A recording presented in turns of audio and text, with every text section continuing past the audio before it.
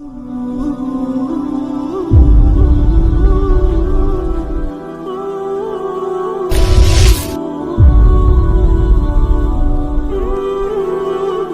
پہنچنے کا راستہ قربانیوں سے ہو کے جاتا. آپ سب متوسط یا غریب لوگ بیٹھے ہو. میرے نبی جیسا غریب پوری کائنات میں کوئی نہیں. میں جبوتی صومالیہ گیا ہوں، وہاں کے غربت کو دیکھ کر مجھے لگا جیسے لفظ غربت بھی ان کی غربت پہ روتا ہے. ایسی غربت میں نے پورے پاکستان میں کہیں نہیں دیکھی جو میں نے جبوتی میں دیکھی، صومالیہ میں دیکھی، کیمرون میں دیکھی، چاڈ میں دیکھی، سوڈان میں دیکھی.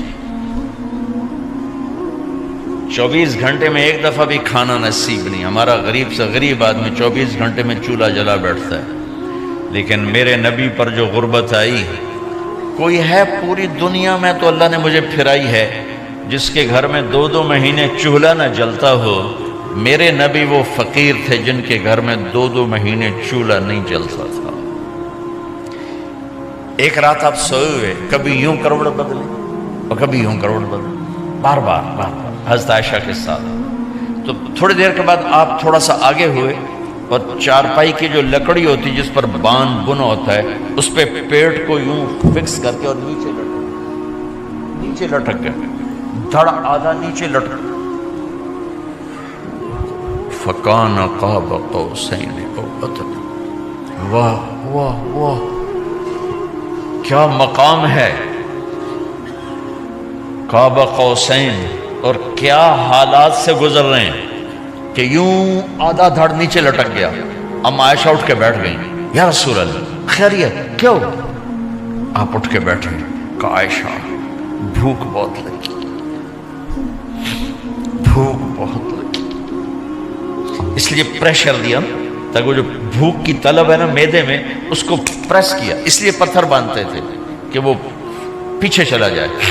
اب مسجد میں تشریف فرما تھے، ایک صحابی نہ کر کہ یا رسول اللہ یہ دیکھیں کپڑا ہٹایا، یہ دیکھیں میں نے پیٹ پہ پتھر باندھا. جن کے لیے کائنات بنائی، جنہیں اپنا حبیب کہا، جن کے چہرے کی قسمیں اٹھائیں والضحیٰ، جن کی زلفوں کی قسمیں اٹھائیں واللیل اذا سجا، جن کے منہ سے نکلے بول کی قسم اٹھائی وقیلہ، جن کے کتاب کی قسم اٹھائی والقرآن المجید، جن کے شہر کی قسم اٹھائی وہذا البلد الامین. اتنی بڑی ہستی. آپ نے کہا ذرا ادھر دیکھو. آپ نے پیٹ سے کپڑا ہٹایا تو آپ نے 2 پتھر باندھے. دیکھو میں نے 2 باندھے. کوئی ایسا فقیر ہے دنیا میں دکھاؤ. عائشہ بھوک بہت لگی تو اللہ کے تو حضرت عائشہ رونے لگی. کہا یا رسول اللہ پھر آپ اللہ سے مانگتے کیوں؟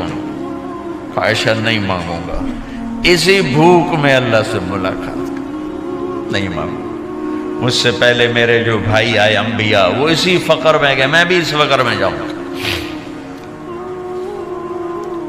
اپنے گھر میں یہ دکھ رکھا،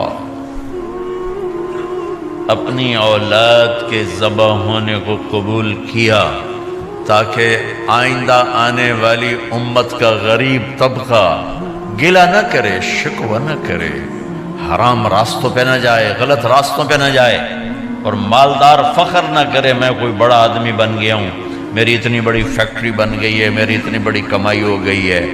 یہ نہ یہ بڑائی کی چیز ہے نہ وہ چھوٹائی کی چیز ہے. جس سے اللہ راضی ہے وہ بڑا ہے، جس سے اللہ ناراض ہے وہ چھوٹا ہے، چاہے غریب ہے چاہے مالدار. حضرت عائشہ فرماتی ہیں بیٹا 2 مہینے گزر جاتے تھے ہمارے گھر میں چولہا نہیں جلتا تھا، چولہا نہیں جلتا تھا، 2 ماہ گزر جاتے تھے. ایک دفعہ باغ میں تشریف لے گئے، عبداللہ بن عمر آپ کے ساتھ ہیں، صبح کا وقت ہے تو اب کھجوریں گری پڑی جو ملک نہیں ہوتی نا، کسی کوے نے ٹھونگ ماری، کسی طوطے نے اس کو ایسے ہی وہ اس کو ٹک دیا اپنی اور اس کے ساتھ چونچ کے ساتھ تو وہ گر پڑی. اب اٹھا کے صاف کر کے کھا رہے تھے اور عبداللہ سے کہہ رہے تھے عبداللہ تو نہیں کھاتا؟ انہوں نے کہا جی مجھے بھوک نہیں ہے. آپ نے کہا عبداللہ مجھے بھوک ہے، آج 4تھا دن ہے میں نے کچھ نہیں کھایا. 4تھا تمہیں کوئی ہے جس کے ہاں 4 دن فاقہ چلتا ہو؟ آج 4تھا دن ہے میں نے کچھ نہیں کھایا. ہمارے دسترخوان پہ کتنا کھانا اٹھا کے کوڑے کے ڈھیر میں جاتا ہے. آج 4 دن گزر چکے ہیں میں نے کچھ نہیں کھایا. هذه صبح رابعة ما ذقت شيئا. آج 4تھی صبح میرے اوپر طلوع ہوئی ہے, ایک لقمہ نہیں کھایا. آپ مسجد میں بیٹھے تھے, کعب بن عجرہ آئے تو آپ کو دیکھ کر ایسے کہنے لگے یا رسول اللہ مالی اراکا متغیر اللون. یا رسول اللہ آپ کا چاند سا چہرہ چمکتا آج مرجھایا ہوا کیوں نظر آ رہا ہے؟ تو آپ نے یوں دیکھ اپنے پیٹ پہ یوں انگلی رکھ کر کہا ما دخل جوفی ما يدخل جوف ذاتک منذ 3. کعب آج 3 دن گزر چکے ہیں, پیٹ میں ایک روٹی کا ذرہ داخل نہیں ہوا. ذرہ, لقمہ نہیں, ذرہ, روٹی کا ایک ذرہ پیٹ میں داخل نہیں ہوا.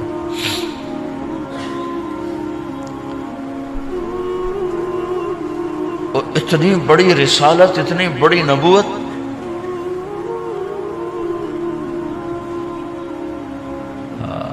اپنی امت کے غریبوں کی تسلی کے لیے اور اپنی امت کے مالداروں کو سبق دینے کے لیے کہ اللہ رزق دے تو اپنی حیثیت نہ بھولو, اور اللہ نہ دے تو اپنے حبیب کی قربانی نہ بھولو. انہوں نے تو جان بوجھ کے یہ کیا, جان بوجھ کے. یہ نہیں کہ آپ کو کوئی تنگی اللہ کی طرف سے, جان بوجھ کے.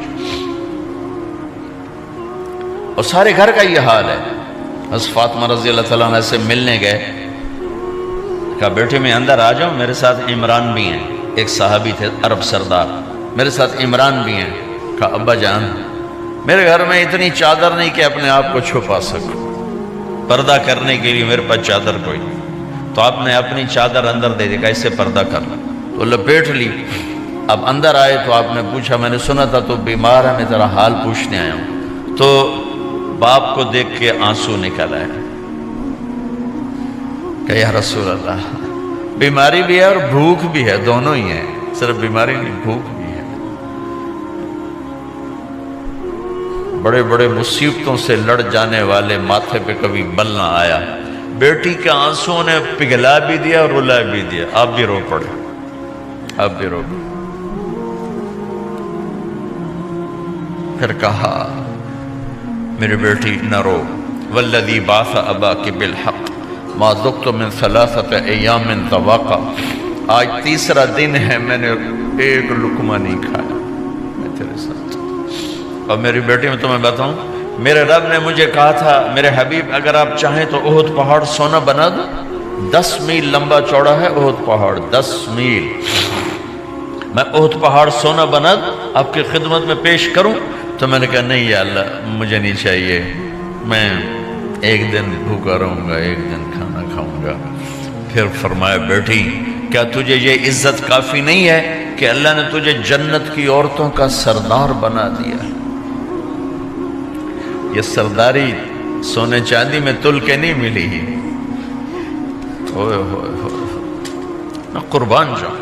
بھائیو اب سب ماشاءاللہ نوجوان نظر آ رہے ہو, تھوڑا وقت نکال کے اگر آپ پڑھے ہوئے ہو اپنے نبی کی زندگی پڑھا کرو, اپنے نبی کی زندگی پڑھا کرو, بڑا ایمان بھی بنے گا, حوصلہ بھی ملے. آپ حسن حسین کو کہتے تھے میری آنکھوں کی ٹھنڈک, میرے جگر کے ٹکڑے, میرے سینے کی ٹھنڈک, میرے لاڈلے, جنت کے چاند, جنت کے سردار, میرے 2 پھول. یہ سارے الفاظ حسن حسین کے لیے ہیں. اور ان کے بھوک کی وجہ سے رونے کی آواز سنتے تھے اور تڑپتے تھے, لیکن روٹی نہیں مانگی ان کے لیے, روٹی نہیں مانگی. کہ اپنی امت کے غریبوں کو تسلی دینی تھی کہ اگر میں فقیر بن کے جا رہا ہوں تو تمہارے اوپر بھی امتحان ہے, چند دن برداشت کرو. آپ نے فرمایا سب سے پہلے میں جنت میں داخل ہوں گا. سارے نبیوں پر جنت حرام ہے جب تک میں نہ چلا جاؤں, اور ساری امتوں پر جنت حرام ہے جب تک میری امت نہ چلی جائے. سب سے پہلے میں جنت میں داخل ہوں گا. وما یا فقراء المؤمنین, اور میرے ساتھ میری امت کے غریب لوگوں, میرے ساتھ میری امت کے غریب لوگ میرے ساتھ پہلے داخل ہوں گے.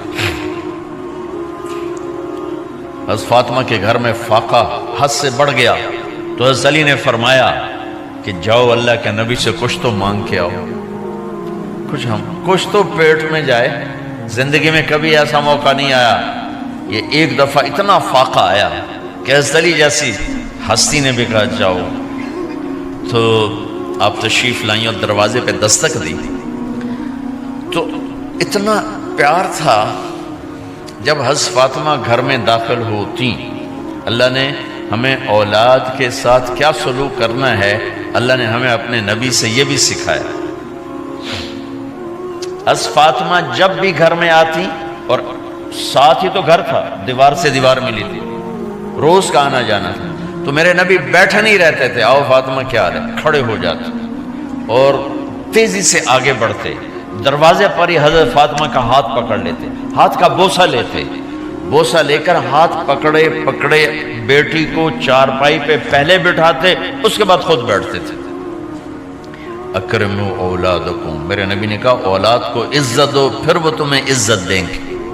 ہمارے ماحول میں اکثر ماں باپ نے اولاد پہ ڈنڈا ہی اٹھایا ہوتا ہے، پھر ان میں بغاوت پیدا ہو جاتی، پھر کہتے ہیں اولاد نافرمان۔ آپ نے دستک دی تو کہنے لگے یہ تو فاطمہ کی دستک ہے، خیر تو ہے، پہلے تو کبھی اس وقت میں آئی نہیں۔ تو آپ نے ام ایمن سے کہا دروازہ کھولو۔ ام ایمن نے دروازہ کھولا تو آپ نے استقبال کیا، بٹھایا، پوچھا بیٹی کیا ہوا، اس وقت میں کیسے آئیں؟ کہ یا رسول اللہ بہت فقر ہے، بہت بھوک ہے، آپ کے پاس سنا کچھ مال آیا ہے، کچھ ہمیں بھی دے دیا جائے۔ اتنی صابر بیٹی زندگی میں ایک دفعہ بھوک کی شکایت لے کر آئیں، اور آگے باپ نے پھر پیپر لے لیا، پھر امتحان میں ڈال دیا۔ آپ نے کہا بیٹی میرے پاس 5 بکریاں کھڑی ہیں، دے دوں یا 5 دعائیں سکھا دوں؟ یہ بھی کوئی کتنا سخت موقع تھا، کتنا سخت موقع ہے کہ صبر کا پہاڑ بیٹی اتنی مجبور ہو کر آتی ہیں کہ یا رسول اللہ برا حال۔ تو میرے نبی کہتے بیٹی یہ بکریاں بھی لے جا، دعائیں بھی لے جا، دونوں جمع کر دیتے، یا دعائیں بعد میں سکھا دیتے، بکریاں دیتے، ایک تو دے دیتے، پر امت کے غریبوں کو تسلی دینی تھی، چونکہ امت میں اکثر طبقہ غریب ہوگا۔ تو آپ نے کہا بیٹی 5 بکریاں دوں یا 5 دعائیں دوں؟ تو وہ سمجھ گئیں اپنے باپ کے مزاج کو کہ ابا جان امتحان لے رہے ہیں، تو کہا ابا جان بکریاں چھوڑ دیں، مجھے دعائیں سکھا دیں، مجھے بکریاں نہیں چاہیے۔ بھوکے کی رات بھی گزر جاتی ہے اور بھوکے کا دن بھی ڈوب جاتا ہے۔ تو آپ کا چہرہ ایسے کھل گیا کہ میری بیٹی پاس ہو گئی۔ کہا بیٹی آپ تم دعا میں یہ کہا کرو یا اول الاولین یا آخر الاخرین یا ذا القوة المتین یا راحم المساکین یا ارحم الراحمین، یہ تیرے لیے 5 بکریوں سے اعلیٰ چیز۔ اب گھر واپس گئیں خالی ہاتھ۔ حضرت علی نے فرمایا تو کچھ بھی نہیں لائی؟ کہا نہیں لائی ہوں، بہت کچھ لائی ہوں۔ کہا کیا؟ کہا میں دنیا لینے گئی تھی، آخرت لے کے آ گئی۔ ذہبت للدنیا وجئت بالآخرہ۔ تو حضرت علی نے فرمایا تیرا آج کا دن سب سے اعلیٰ دن، خیر ایامک ھذا۔ داماد کا امتحان لے لیا، حضرت علی کو بلا لیا، علی 5000 بکریاں دوں کہ 5 دعائیں دوں؟ اس وہاں تو 5 بکریاں، اب 5000 کر دیں۔ علی 5000 بکریاں لیتے ہو یا 5 دعائیں لیتے ہو؟ تو بھی سمجھ گئے کہ آج میرا محبوب مجھ سے امتحان لے رہا ہے کہ علی کتنا کو مضبوط ہے اپنے ایمان میں۔ اور فاقے میں نے بتا دی کیا گزر رہے ہیں۔ آدمی اپنی بھوک سہ لیتا ہے، اولاد کا رونا برداشت نہیں ہوتا ہے۔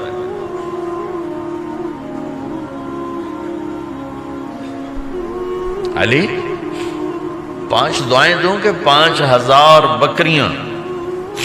حضرت علی نے عرض کی یا رسول اللہ دعائیں سکھا دیں، بکریاں نہیں چاہیے۔ میرا نبی کا چہرہ کھل گیا کہ میرا داماد بھی پاس ہو گیا۔ علی تو یہ دعا مانگا کر روزانہ، اللہم اغفر لی ذنبی ووسع لی خلقی وبارک لی فی رزقی وقنعنی بما رزقتنی ولا تذهب قلبی الی شیء صرفتہ عنی۔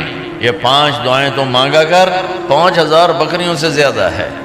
اللہم اغفر لی ذنبی، اللہ میرا گناہ معاف کر، وسع لی خلقی، میرے اخلاق عالی شان کر، بارک لی فی رزقی، میرے رزق میں برکت دے، قننی بما رزقتنی، مجھے لالچ سے نکال دے، مجھے لالچی نہ بنا، مجھے حریص نہ بنا، ولا تذهب قلبی الی شیء صرفته عنی، جو تو نے مجھے دیا نہیں اس کی میرے اندر سے طلب بھی ختم کر دے، مجھے اس کا طلبگار بھی نہ بنا۔